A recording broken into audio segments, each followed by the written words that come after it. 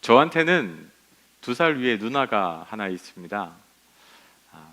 누나가 아마 초등학교에 들어가고 저는 초등학교에 아직 들어가기 전이었던 것 같아요.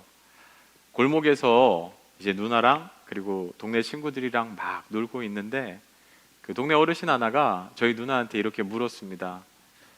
너는 네 집 딸이냐? 아버지 성함이 뭐냐? 이렇게 물으셨어요.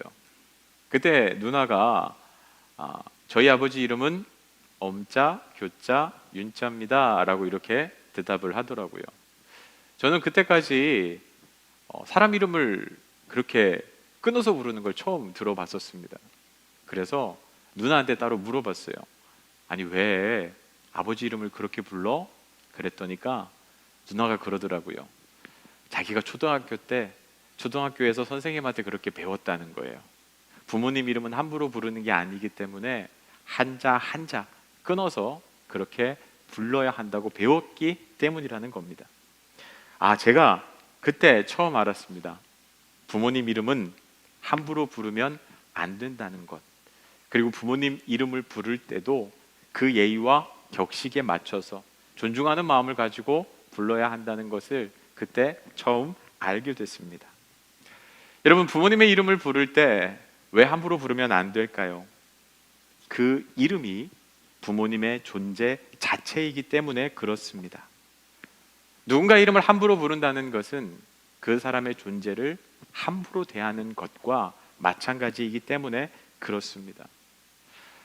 요즘 그 넷플릭스에서 흑백 요리사라는 프로그램이 아주 선풍적인 인기를 그리고 관심을 끌고 있더라고요.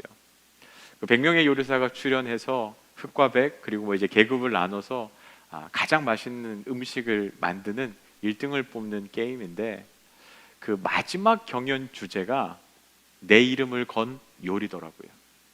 마지막 결승에 남은 2명의 요리사가 자기 이름을 건 요리를 만드는데 자기 인생이 담긴 요리, 자기의 명예가 달려 있는 요리, 자기의 자존심이 걸린 요리. 어떤 요리사는 내 이름을 건 요리, 내 심장을 건 요리다. 그렇게 비장한 각오로 자기의 모든 것을 쏟아 부어서 마지막 요리를 만들더라고요. 이름에는 그만큼 특별한 의미가 있습니다. 그래서 부모님의 이름도 함부로 부를 수 없고요. 그런데 오늘 말씀에서는 하나님의 이름을 함부로 부르지 말라라고 그렇게 우리에게 말씀하고 계십니다. 부모님의 이름도 함부로 부를 수 없거늘 천지를 창조하시고 온 우주 만물의 주인 되시는 그 하나님의 이름을 어찌 함부로 부를 수 있느냐 우리에게 되묻고 계시는 것입니다. 그리고 이것을 십계명 가운데 세 번째 계명으로 정하셔서 우리로 지킬 것을 명령하십니다. 여러분, 유대인들은 하나님의 이름을 정말 조심했다고 합니다. 하나님의 이름을 부를 수가 없어서 그들은 어떻게 했냐면 하나님의 이름을 여호와, 야훼라고 그렇게 원래 불러야 하는데 이 이름을 차마 부르지 못하고요, 나의 주님이라는 뜻을 가진 아도나이라고 불렀다고 해요. 하나님의 이름을 감히 부르지 못하니까 아도나이, 나의 주님이십니다라고 계속해서 고백했다는 거예요. 근데 그러다 보니까 이스라엘에 좀 문제가 생겼는데, 여러분, 히브리어는요 자음만 쓰고 모음은 쓰지 않습니다. 그러니까 엄태호라고 쓸 때 읽을 때는 엄태호라고 하지만 쓸 때는요 히브리어 표기는 이응, 티귿, 히읗만 써요. 그러면 그걸 보고 알아서 읽어야 되는 거예요. 근데 여러분 보십시오.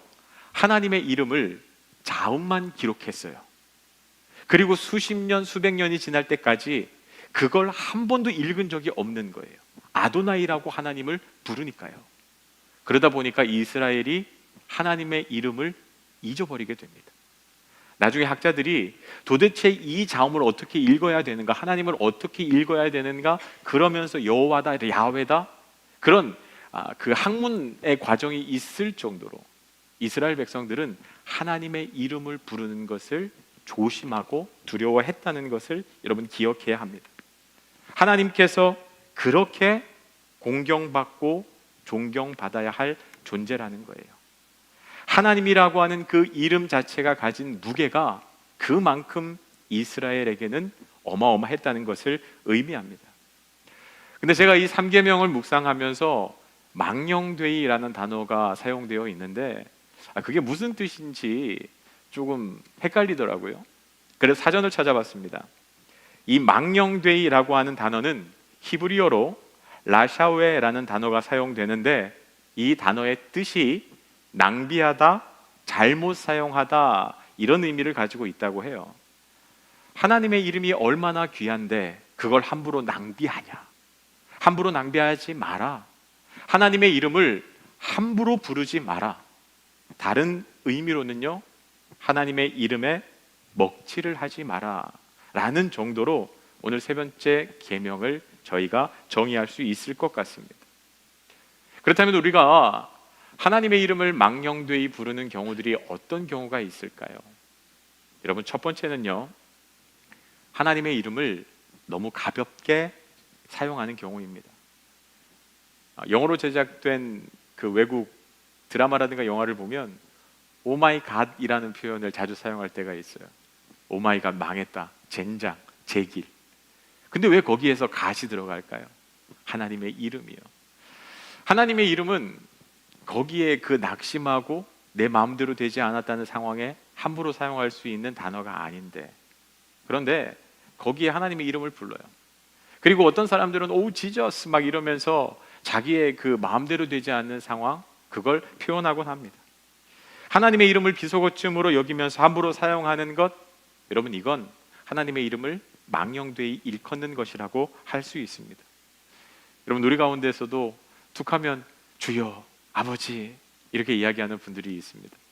어떤 목사님들은 한국교회 교인들이 하나님의 이름을 너무 가볍게 그냥 습관적으로 사용하기 때문에 그것도 잘못된 거라고 이야기하는 분들이 계세요.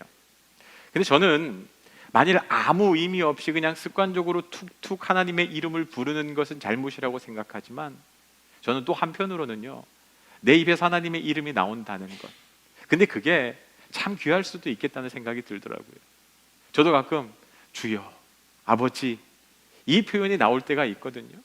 그러면 제가 그 말을 뱉고 나서 하나님을 다시 한번 기억하게 되더라고요. 하나님을 다시 의지하게 되더라고요. 여러분, 아무 의미 없이 습관적으로 그냥 입에 잘 맞는 단어이기 때문에 사용해서는 안 됩니다. 하나님의 이름을. 하나님의 이름은 그렇게 가볍게 사용할 수 있는 이름이 아니에요. 하지만 그 이름 하나를 부를 때마다 여러분 안에 주님을 기억하고 주님을 의지할 수 있다면 여러분의 입에서 늘 그 주님에 대한 고백이, 아버지라고 하는 그 외침이 그렇게 여러분의 입에 끊어지지 않기를 원합니다. 제가 전도사 사역할 때 그때 어버이 주일이었는데 그 교회 원로 목사님이 이제 예배 마지막 은퇴를 축도를 하기 위해서 이제 교회를 방문하셨습니다.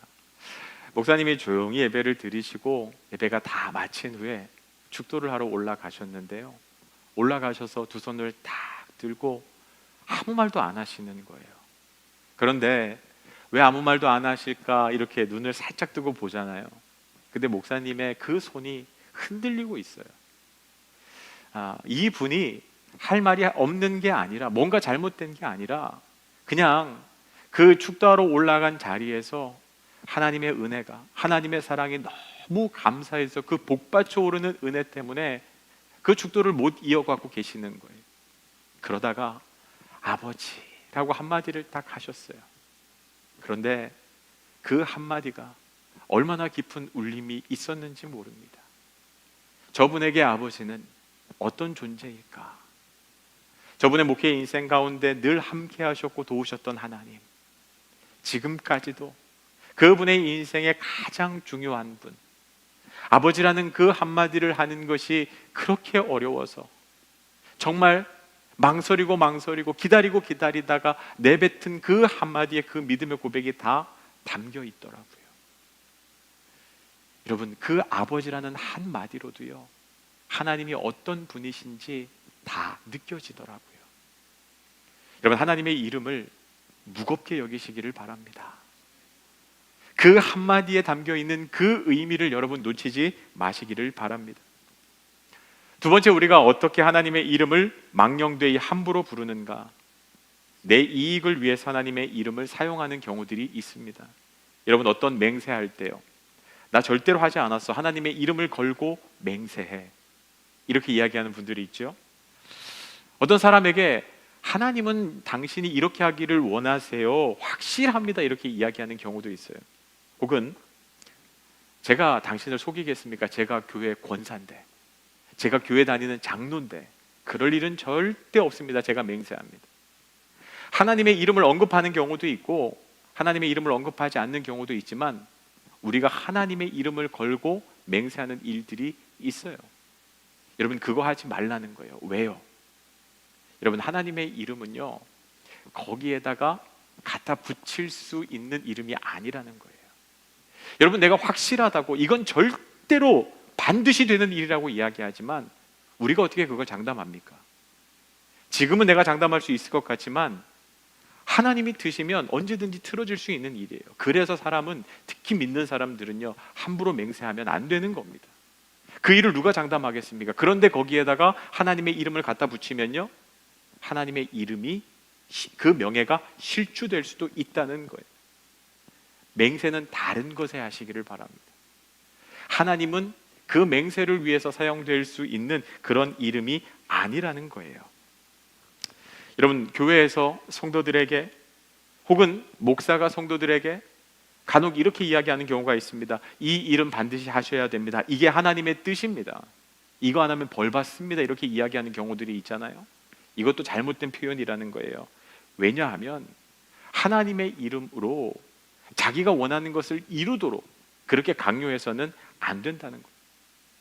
여러분, 하나님의 뜻은 정말 쉽지 않습니다. 하나님의 뜻이 어디에 있는지 우리는 늘 잘 몰라요. 그렇기 때문에 기도하고 치열하게 싸워가면서 하나님의 뜻을 알아가야 돼요. 하나님의 뜻이 이거다 저거다 함부로 이야기해서는 안 되고, 게다가 하나님의 뜻이라고 하나님의 이름을 갖다가 강요해서도 안 된다는 겁니다. 우리는 역사적으로 하나님의 이름을 가지고 자기의 이익을 채웠던 사람들을 많이 보게 돼요. 특별히 중세 십자군 전쟁이 바로 그러한 대표적인 예입니다. 그들은 성지 탈환과 하나님의 영광을 위해서 전쟁을 해야 한다고 사람들을 부추겼습니다. 그러나 정작 그들이 원했던 건 성지 탈환이나 하나님의 영광이 아니었습니다. 동방의 교역로를 확보하고 동방의 진귀한 물건들을 들여와서 큰 돈을 벌고 싶은 마음에 그들은 전쟁을 일으켰죠.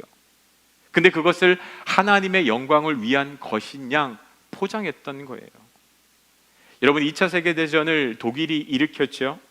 그런데 그 독일 나치군이 입었던 군복에는 이렇게 적혀 있었다고 해요. 하나님이 우리와 함께 하신다. 온 세계를 전쟁으로, 그리고 끔찍한 사륙과 정말 말도 못한 비참한 일들을 일으켰는데 하나님이 우리와 함께 하신다. 그 전쟁이 하나님의 거룩한 전쟁인 것처럼 그렇게 독일도 포장했다는 거예요. 내 정당성을 입증하기 위해서 혹은 누군가를 내 뜻대로 움직이기 위해서 하나님의 이름을 함부로 사용하는 것, 그것도 세 번째 계명을 어기는 그런 죄가 된다는 것입니다. 마지막 세 번째, 우리가 어떻게 하나님의 이름을 망령되이 일컫는 잘못을 범합니까? 여러분, 하나님의 이름을 사용하지 않더라도요, 우리 그리스도인들이 하나님의 이름에 먹칠하는 행동을 했을 때 우리는 하나님의 이름을 망령되이 일컫는 죄를 범하게 됩니다. 자식이 잘못하면 부모의 얼굴에 먹칠을 한다고 하잖아요. 우리 그리스도인들이 잘못하면 하나님이 욕을 먹습니다. 우리의 행실이 잘못되면, 우리 애가 부끄러운 짓을 하게 되면 결국 하나님의 이름의 그 명예가 떨어지게 된다는 겁니다. 사도 바울은 로마서 2장 24절에서 이렇게 이야기했습니다. 하나님의 이름이 너희 때문에 이방인 중에서도 모독을 받는다. 하나님의 백성이라고 하는 유대인, 너희 그리스도인들이 하나님의 뜻대로 살지 않고 죄를 짓고 엉망진창인 삶을 살아갈 때 너희들 때문에 이방인들도 하나님을 욕한다. 여러분, 혹시 우리 때문에 하나님의 이름이 모욕을 당하고 있지는 않은지, 하나님이 그것 때문에 그 명예가 실추되고 있는 것은 아닌지 우리가 돌아봐야 한다는 거예요. 청교도 중에 한 사람이었던 스티브 찬옥이라는 분은 이런 표현을 했습니다. 잘 들어보세요. 우리는 식탁에서는 그리스도인으로 살아가나 상점에서는 이교도로, 서재에서는 사탄으로 행동하니 통탄할 노릇이다. 여러분, 예배당에 나와서 예배를 드릴 때 교회에 와서는 그리스도인으로 살아가요. 사람들이 주목하는 식탁의 자리에서는 씻기도 합니다. 감사기도 합니다. 그리고 거룩한 척해요. 그런데 시장에 가서는요, 상점에서는요, 내가 이익을 챙겨야 하고 더 많이 가져야 하는 그 상점에서는요, 이교도처럼, 하나님을 안 믿는 사람처럼 그렇게 행동한다는 거예요. 근데 서재에서는요, 여러분, 서재는 아무도 보는 이가 없는 자리를 의미합니다. 아무도 보는 사람이 없을 때는 마치 사탄처럼 행동하니 통탄할 노릇이다 라고 표현을 했다는 거예요. 여러분, 우리가 주일날 예배에 와서는, 교회에서 예배 드릴 때는 그리스도인처럼 행동하는데, 그냥 직장에 가서는요, 내가 그리스도인인 거 숨기고 예수 안 믿는 사람처럼 그렇게 지내다가 아무도 보지 않는 그 서재에서는요, 차마 입에 부끄러울 수 없는 부끄러운 짓을, 비참한 짓을 하고 있지는 않은가. 이게 우리가 돌아봐야 하는 모습이라는 거예요. 하나님의 이름을 망령되이 일컫지 않는다는 것은 단순히 하나님의 이름을 함부로 가볍게 사용한다는 것을 뛰어넘어서요, 우리의 삶이 하나님을 영화롭게 하는 삶에까지 나아가야 한다는 것을 의미합니다. 여러분, 10계명을 우리가 3계명까지 배우고 있는데 다 뭐뭐 하지 말라로 끝나요. 너는 나 외에 다른 신을 내게 두지 말라, 우상을 섬기지 말라, 하나님의 이름을 망령되이 일컫지 말라. 근데 여러분, 이 10계명 안에는요, 뭐뭐 하지 말라보다 더 깊은 의미가 있는데, 여러분, 말라 말라 이렇게 금지를 자꾸만 명령하게 되면 위축돼요. 이거 하지 말아야지, 그러면 괜찮아라고 생각하는데, 이 10계명 안에는요, 더 깊은 의미가 있어요. 우리가 어떻게 살기를 원하는, 무엇을 하라라고 이 말씀을 우리가 바꿔서 이해해야 돼요. 하나님의 이름을 망령되이 일컫지 말라는 것은요, 결국 무슨 의미냐 하면, 당신의 삶을 통해서 하나님이 영광을 받게 하십시오. 당신 때문에 하나님이 영화롭게 하십시오. 주님의 이름이 거룩히 여김을 받으시오며, 하나님의 이름이 이 땅 가운데 거룩히 여김을 받도록 당신이 아름다운 삶을 살아야 한다는 의미입니다. 여러분, 마태복음 5장 13절부터 16절 말씀을 보면 이 3계명의 내용이 이 안에 다 담겨져 있어요. 너희는 세상의 소금이니 소금이 만일 그 맛을 잃으면 무엇으로 짜게 하리요? 후에는 아무 쓸데없어 다만 밖에 버려져 사람의 밟힐 뿐이니라. 너희는 세상의 빛이라. 산 위에 있는 동네가 숨겨지지 못할 것이요, 사람이 등불을 켜서 말 아래에 두지 아니하고 등경 위에 두나니 이러므로 집안 모든 사람에게 비치니라. 이같이 너희 빛이 사람 앞에 비치게 하여 그들로, 보세요, 너희 착한 행실을 보고 하늘에 계신 너희 아버지께 영광을 돌리게 하라. 여러분, 우리가 어떤 존재라고요? 빛이고 소금이라는 거예요. 어두운 세상을 비치는 빛이 되어야 하고, 맛을 잃어버린 세대 가운데, 부패한 세상 가운데 그 부패를 먹고 맛을 내게 하는 소금과 같은 존재가 되어야 한다는 거예요. 그럼 이 땅 가운데 빛과 소금으로 산다는 것은 무엇입니까? 착한 행실을 하여, 착한 행실을 보고 하늘에 계신 너희 아버지께 영광을 돌리게 하라. 하나님의 이름을 망령되이 일컫지 말라. 이 계명 안에 담겨 있는 하나님의 마음은요, 너희들이 하나님의 말씀대로 잘 살아서, 착하게 살아서 하나님의 이름이 영광을 받게 하라. 그러한 삶을 너희가 살기를 원하시는 하나님의 마음이 이 안에 다 담겨 있어요. 여러분, 한국 교회는요, 율법을 너무 터부시합니다. 여러분, 율법으로 구원받는 거 아니죠. 그래서 우리는 율법은 아무 쓸데없는 것처럼 생각해요. 아닙니다. 여러분, 율법은 하나님의 뜻이에요. 그 말씀대로 살아내는 것이 바로 착한 행실이에요. 우리가 믿음으로 구원을 받지만 구원받은 후에 우리는 하나님의 뜻대로, 말씀대로 살아내야 할 의무가 있는 거예요. 착한 행실을 통해서 하나님의 이름이 영광을 받도록 영화롭게 되도록 우리가 살아가야 한다는 겁니다. 토레이 목사님이 이런 얘기를 했습니다. 한번 잘 들어보세요. 성경에는 많은 번역이 있습니다. 그러나 내가 여러분에게 소개하고 싶은 가장 위대한 번역이 있다면 그 번역은 여러분의 삶으로 성경을 번역하는 것입니다. 가장 위대한 번역, 말씀대로 내가 살아내는 것, 내 삶을 통해서 그 말씀을 번역해내는 것이 가장 위대한 번역이라는 거예요. 여러분, 세상 사람들은요, 하나님의 말씀 뭔지 몰라요. 하나님이 어떤 분인지 전혀 알지 못합니다. 하나님을 본 적도 없고 말씀을 읽은 적도 없어요. 그런데 그 사람들은요, 여러분은 봐요. 교회를 다니는 그리스도인인 여러분은 본다니까요. 그리스도인을 보면서 하나님이 어떤 분이신지 알아가고, 그리스도인들을 보면서 성경이 하나님의 말씀이 어떤 책인지 그들은 볼 수 있다는 거예요. 여러분의 삶이, 여러분이라는 존재 자체가 세상 사람들에게, 불신자들에게 하나님을 보여주는 창문이 된다는 거예요. 그들은 여러분을 통해서 하나님을 알아가고 하나님의 말씀을 이해합니다. 여러분이 성경의 번역본이라는 겁니다. 내가 성경은 읽지 못했지만 하나님이 어떤 분인지는 알지 못하지만 당신을 보니까 하나님이 어떤 분인지 알겠습니다. 당신을 보니까 하나님이 진짜 살아 계시는군요. 저도 하나님을 믿고 싶습니다. 하나님의 뜻대로 살아보고 싶습니다. 라는 그 이야기를 들을 수 있어야 돼요. 제가 들었던 최고의 칭찬이 뭔지 아십니까? 어릴 때부터 알았던 제 친구가 오랜만에 저를 보더니 그러더라고요. 야, 너를 보니까 하나님 진짜 살아계시는구나. 어떻게 보면 제가 과거에 어떤 삶을 살았는지 한번 돌아보게 하는 말이지만 지금 내가 하나님 때문에 변했다는 것, 사람이라는 게 변하기 쉽지 않은데 야, 너를 보니까 진짜 하나님 살아계시는구나. 여러분, 이런 이야기들을 우리 그리스도인이 들어야 하지 않겠습니까? 지난주에 저희 창원 동지방 교육자 회의가 이제 성사교회라는 곳에서 있었습니다. 이제 참석을 했는데 그 교회를 담임하시는 목사님이 올해 안수 받으셨고 저희 지방에서 막내 목사님이에요. 처음 그 교회 부임했을 때는 전도사, 결혼도 안 했고 혼자 교회 예배를 드렸답니다.